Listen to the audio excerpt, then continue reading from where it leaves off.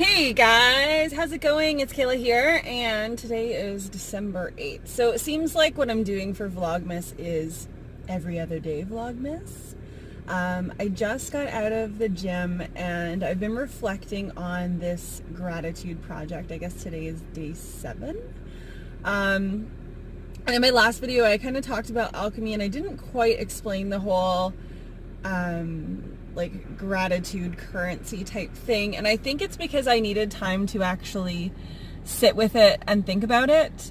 And what I have realized, like today while I was running, is that it's about these like 5 different kinds of currency are like ways of accessing gratitude, like just in your everyday life.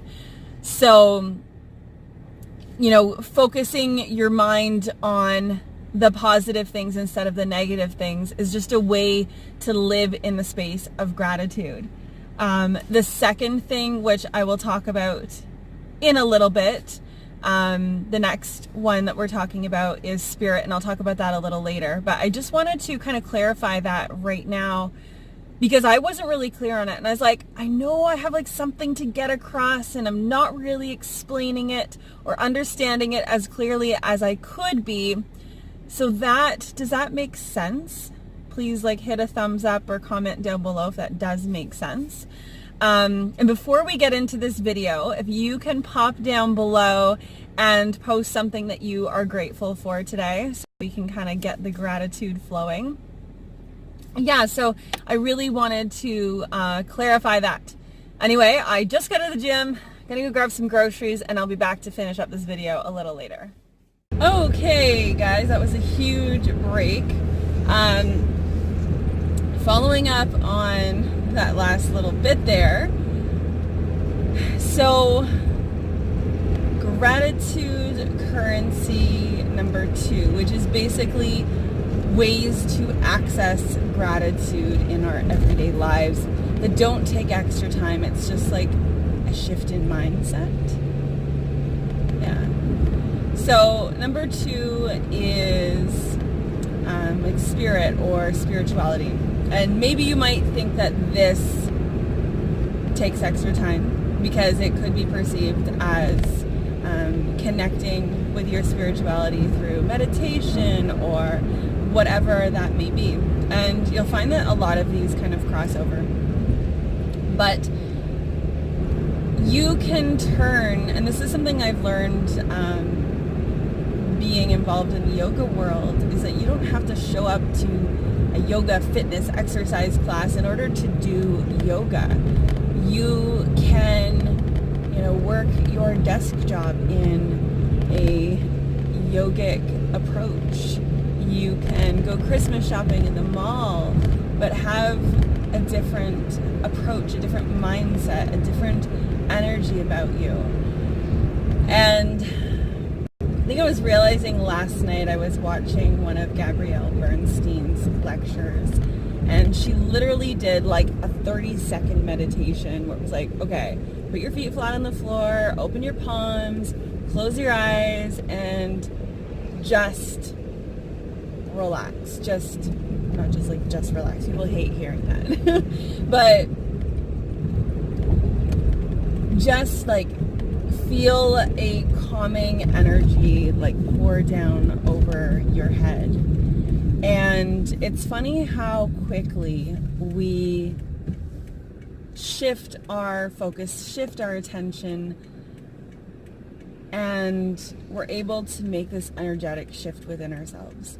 And when you're able to come into that more surrender, calming place, you're able to connect with the feeling of gratitude so much more easily. And you're in that moment, you're like, oh my gosh, I'm so grateful I closed my eyes and just like actually did what she suggested doing instead of just listening.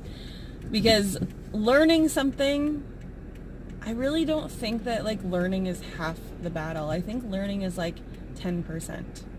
Not battle. It's just like you gain so little from just learning about something, reading about something, hearing about something. But experience is where like the juice is. I guess learning could be half the battle if 50% is like a barely pass. And then like everything beyond that is actually putting in effort. Me rambling. Yeah. So this is something like I'm just doing. I'm permanently having my alarm set in the morning so that I can actually just sit and be quiet with myself. And a couple of years ago, I attended a Vipassana retreat, a silent meditation retreat. And so I'm starting to reincorporate some of the techniques or the like style of meditation back into my like silence practice. And it's pretty cool. So after I come out of that, when I'm in that like calm state, that's when I'm doing my gratitude journaling. And I will tell you guys, since I've made a commitment to doing this whole gratitude thing,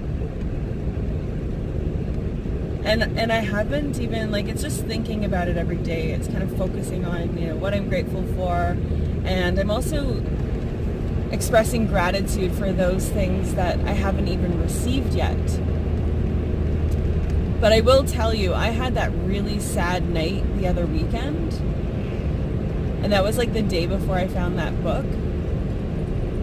And I really haven't like been in that place since, now that I'm reflecting. This is like, I'm realizing this right now.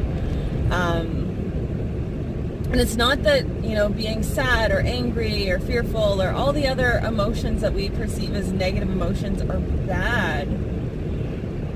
I just haven't been there, which is kind of cool. It's like, I'm cool if I'm like, you know, 5 to 10% there, and then like 95% of the time in like the place of joy. Yeah, and it just makes it like, there's a lot of things that could be stressful in my life right now that in the past would have been like overwhelmingly panic attack. And I'm just like, nah, I'm alive. I'm so grateful to be healthy and to have a job and to be pursuing education in something that just absolutely sings to my soul. Yeah, I'm just like focusing on the good things and just chipping away at the other things day by day, and I don't know, it's good. So anyway, that was like a little bit of a informative and a little bit of a recap of what's going on with me. I hope you guys are doing amazing, and I will see you guys soon for day number 3, for like gratitude currency number 3. I really like the next 3, and I'm excited to share about them. And talk to you guys soon. Bye.